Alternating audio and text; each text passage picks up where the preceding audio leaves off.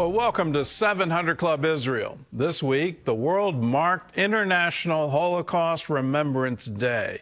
We keep alive the memories of the Jewish people the Nazis tried to erase.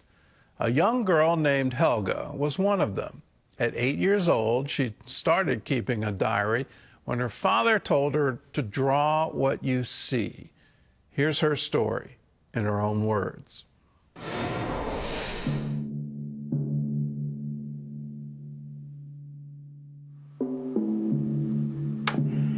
Mom and Dad were sitting by the radio. Their heads hung low. This morning at 6:30, the German army crossed the border. I didn't really understand the meaning of those words, but I felt there was something terrible in them. I was not from a very rich family, but I had good parents. We were a good family, and I had a very lucky childhood. But after occupation, everything has been changed, and our life became still more and more difficult. Since March 15th, there's not been a single calm day. Everything is our fault, even though we didn't do anything. We can't help being Jews. First, my father was expelled from his job. All the Jews were expelled and lost their jobs. And then also children were expelled from schools. This time, the Germans came up with a great idea that even the Middle Ages would have been proud of. Stars. Bright yellow with the word Judah. At school, we boast about whose star is sewn on best, even though it's not pleasant to have to wear it. We make light of it. We got used to other things. We'll get used to this. Another new thing is coming to disrupt Jewish families. Supposedly, there will be transports. Everyone is getting ready for travel. The arrests never stop. Danger lurks at every step. When you leave your house, you never know if you will return.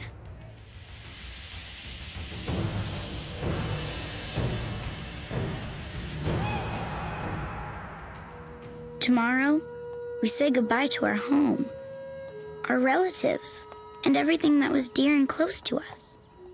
We are supposedly off to a new land to avoid persecution. We will be taken care of. Things will go well for us.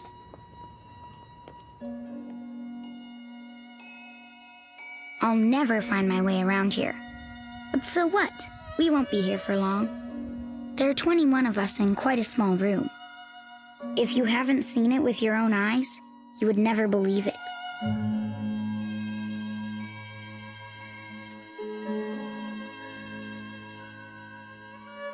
Men were staying in different places, but it was some possibility sometimes that we can somehow smuggle some messages to each other.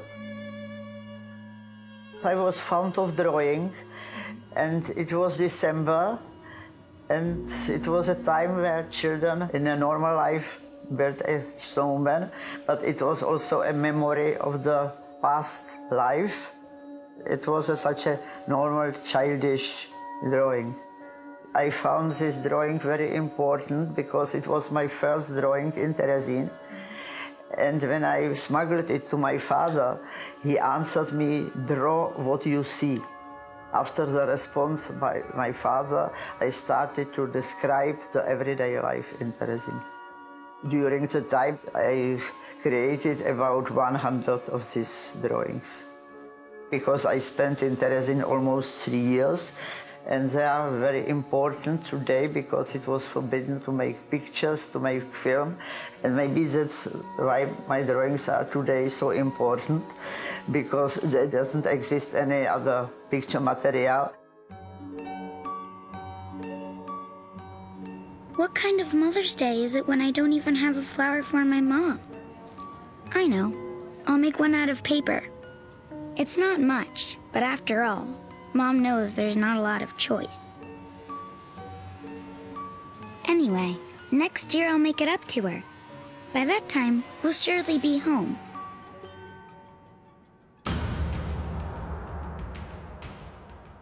Terezin was used for propaganda. They wanted to show the world that Jews are staying well. Once it was invited International Red Cross Commission. A huge cleanup of the town is in progress.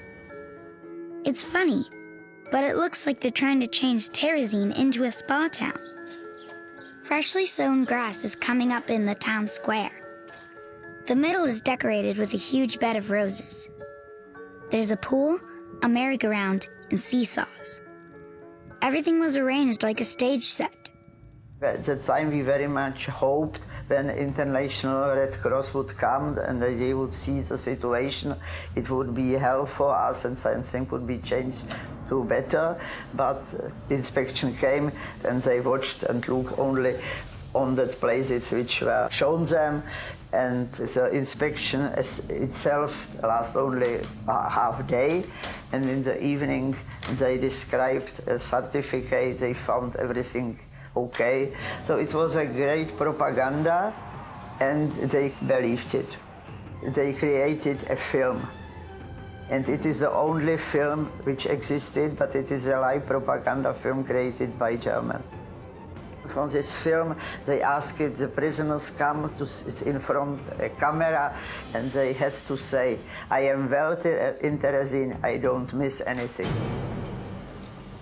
Transport were sent not only to Terezin, but also from Terezin somewhere, nobody knew where. It was called only the East Transport. We had no idea about gas chambers.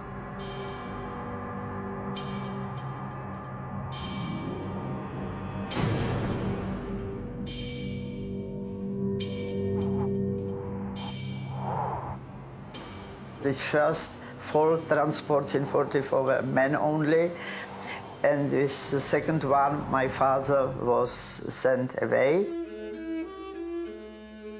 Here we sit today, for the last time. We can't hold back the tears. We've stored up too many of them this past week. I can still see him standing on the steps, waving, smiling. Daddy, why won't you let us volunteer to go with you? They promised these men their families would stay in Terezin. It was lie as everything was lie. And so 2 days after he left, I was included with my mother. And we hope to meet my father.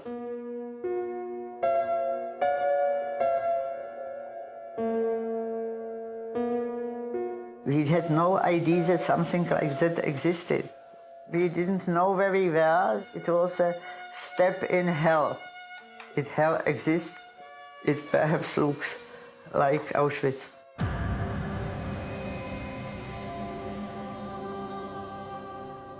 There was not enough food, and for the food we received, it was not possible to live. The situation was terrible. It was hopeless, but we never wanted to leave hope. When somebody left hope, he was lost. Mom is getting weaker by the day. The end of the war might not be far off. But even if it's only a week away, our end will come first. God have mercy. Give Mom enough strength so she can see us liberated. For us, it was a little too late. We were glad everything was over, of course, but the first thoughts were, so we survived, but what about my father? Did he also survive?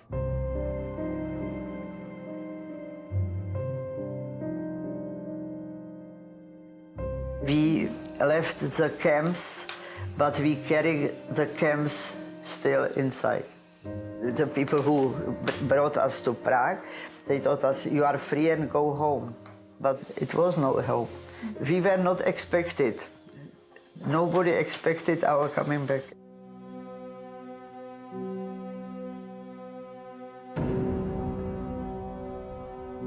Most or perhaps all of them who returned quite alone. They had nobody. I had my mother.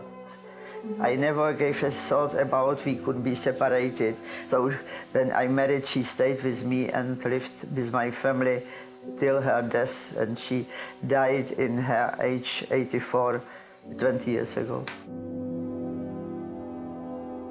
We never learned really where he perished, but probably just after coming to Auschwitz, he was directly sent to gas chamber. I always suppose and think about him, what he would say, what he would tell me, what I have to do.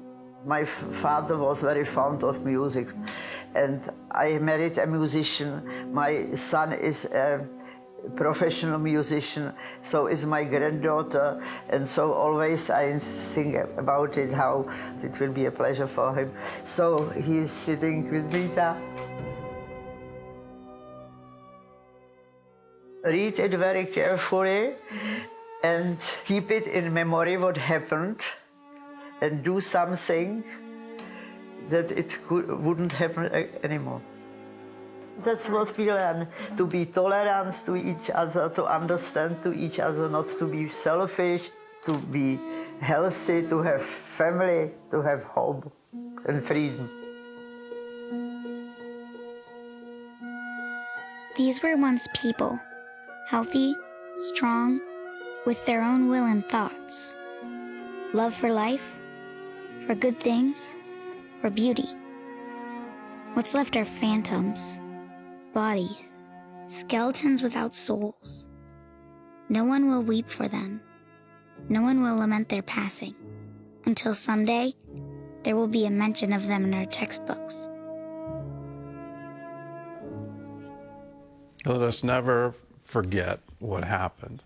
Let us never forget the camps, and Helga's chilling statement, we left the camps, but the camps were still inside of us. They were, the memory is still there. The imprint of that horror is still right with them in their heart. This Holocaust Remembrance Week, it's a specific day this week, but this whole week, let us remember and once again vow never again.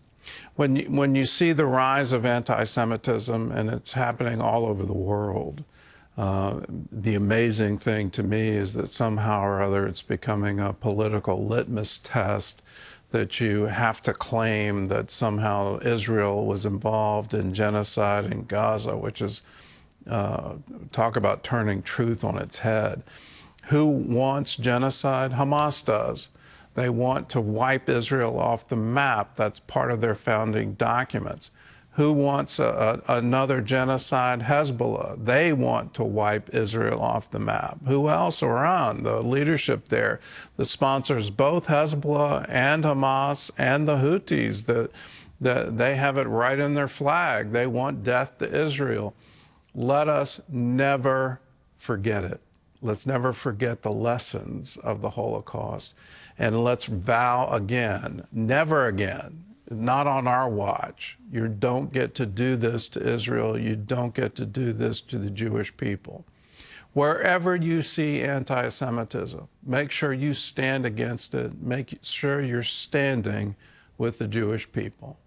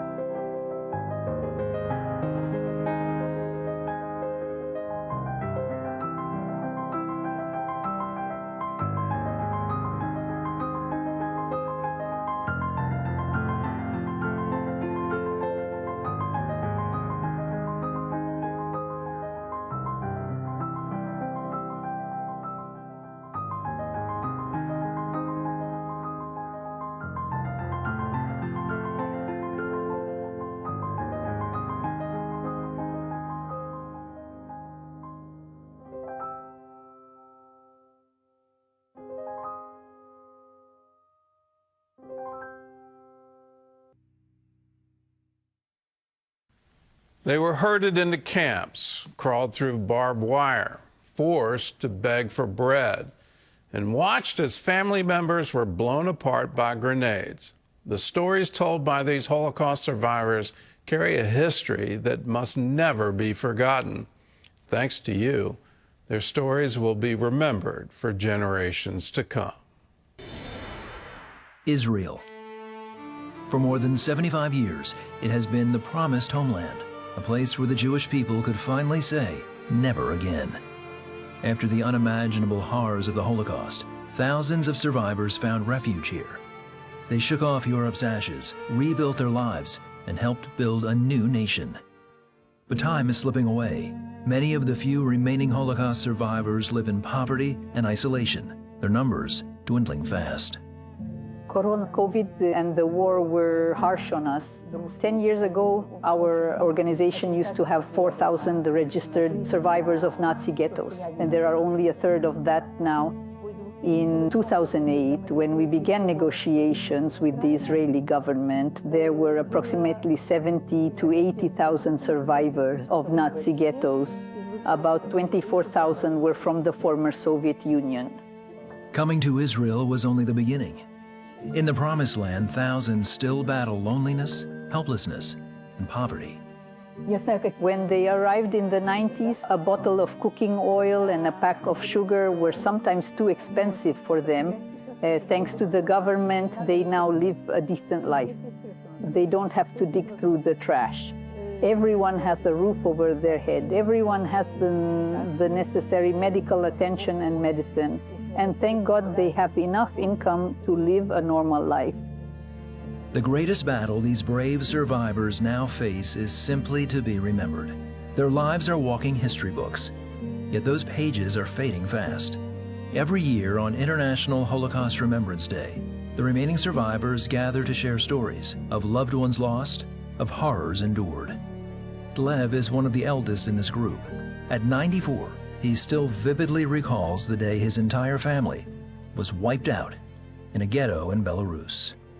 The first order when the Germans entered Minsk was for all the Jews to move to a certain part of town. Then they began to string up barbed wire around the neighborhood. This was the Minsk ghetto. First, my grandfather was killed by a grenade that flew in through the window. They made all the neighbors come outside, dug a hole, and buried him. They forced my grandmother to watch. Then my mother was arrested. I went to the jail and looked in through the window. I grabbed the bars with my little hand. Mom stuck her hand out through the bars and patted me on the head. I tried to comfort her, saying that my sister and I were fine. She pressed herself against the bars to try to give me a kiss. That was the last time I saw her. The next time I came back to bring her something to eat, the soldier said that my mother won't be needing anything anymore. Then I lost my grandmother. She begged the soldiers to spare my sister. They shot both of them. After that, I was left alone in the ruins of a house. For the next 18 months, Lev survived alone, crawling past the barbed wire to beg for bread or potatoes outside the ghetto. Then, the last pogrom came. He was captured by a German officer, but managed to run away, while a second boy was killed on the street. The soldiers killed everyone in the ghetto. They tore down the barbed wire, and we ran into the forest outside the city. Then we ran into a group of resistance fighters. I became a fighter with them and didn't return to Minsk until our soldiers liberated the city. I was taken to an orphanage. My father returned from the front and found me there. At CBN Israel, we are fully committed to caring for these precious survivors. We stand at a critical juncture in history. We are likely the last generation that will hear their stories firsthand. We are doing everything we can to preserve these memories. We work with absolutely everyone we can work with the youth, with students, with soldiers. Our parents didn't finish telling these stories, and we're doing what we can to finish their work. I believe the memory will remain. What happened on October 7th was like they pulled out a piece of the Holocaust and threw it in our faces.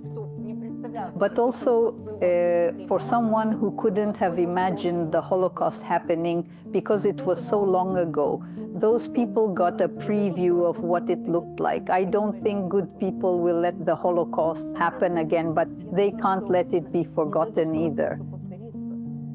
Auschwitz must not be forgotten. At CBN Israel, it's our mission to care for the elderly, especially these precious Holocaust survivors.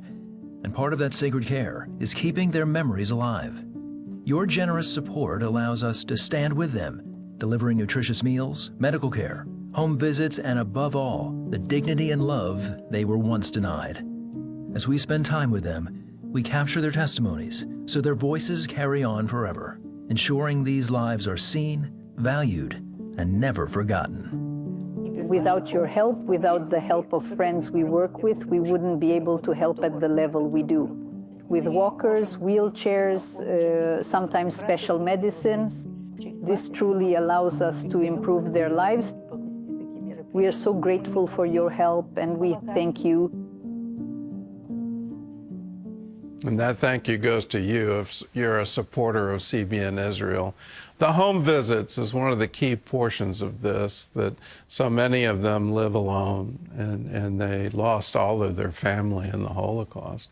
And who comes and visits? Well, you do. And you're part of that team that is taking care of the remaining Holocaust survivors in Israel. If you want to be a part, it's real easy to do. All you have to do is call us, 1-800-350-2230, or you can go to the website. It's cbn.com/support Israel, or you can text us, Support Israel, those two words, Support Israel, all together, no space, to 71777. And when you do that, we'll send you a link to a giving page. You can also write to us at CBN Center, Virginia Beach, Virginia, 23463. Just put Israel on the memo line of a check, and your gift will go into a designated fund for CBN Israel. That fund supplies all the humanitarian aid we're doing in Israel, and that Holocaust survivor aid is just one of the many programs that we're doing. We're rebuilding kibbutzes in the Gaza envelope, the ones that were devastated on October 7th. Kibbutz Nerim now has a dining hall, a supermarket, and a kitchen, all because you cared enough to give. You also support all the news that we report out of our Jerusalem Bureau, and you support all of the wonderful Israel documentaries. Let's tell the story. Not just the history of the Holocaust, not just the history of how the modern state came to be, but how Israel is being a light to the nations today. You're a part of all of that when you support us. So at whatever level you feel led to give, do it now. 1-800-350-2230. Here's a word from Isaiah, and this is where we get hallelujah. Yah means God. Trust in the Lord forever. For in Yah, the Lord, is everlasting strength. God bless. We'll see you again.